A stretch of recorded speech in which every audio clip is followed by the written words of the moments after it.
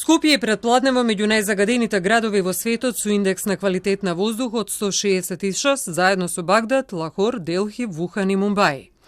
Веќе попладнево, согласно податоците на државниот мониторинг систем за квалитет на воздухот во Скопје, престанаа да важат препораките и мерките за надминат праг, затоа што измерената концентрација на PM10 суспендираните честички се под дефинираниот праг за алармирање.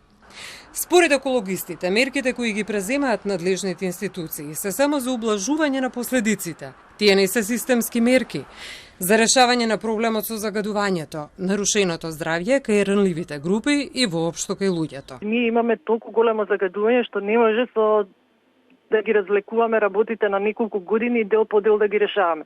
Значи мора поригорозно и похрабри мерки, иако ќе бидат непопуларни во однос и на возила, и на загадувачи, па и кај за домаќинствата, значи треба да се стимулира еколошко загревање на домовите. За тоа требаат пари и ние како земја што имаме сонца, штета е да дојдеме во ваква ситуација во криза, па делот со фотоволтаиците да се овозможува сега да биде, меѓутоа и сепак не е направено така да може секој граѓанин тоа да се го дозволи. Според Георгиевска, домаќинствата беа стимулирани во некои општини со инвертери, но струјата поскапи и сега се враќаат на грејење, што им е поевтино и се гори се и се што.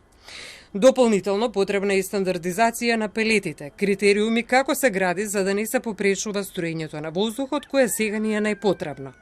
Што се однесува до мониторинг на големите индустријски капацитети, министерот Нуредини смета дека со новиот закон за индустријски емисии, сите инсталации кои имаат интегрирана дозвола ќе бидат обврзани да имаат мерна станица што ќе го мери загадувањето 24 часа.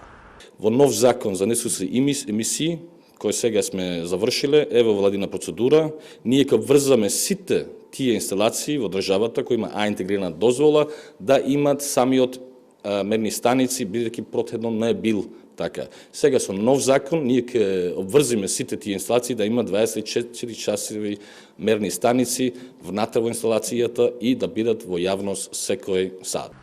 Загаденоста ја потврдуваат и поединечните мерни станици поставени низ главниот град. Загадувањето го вклучи алармот и во Тетово, Кичево, Кавадарци и Струмица.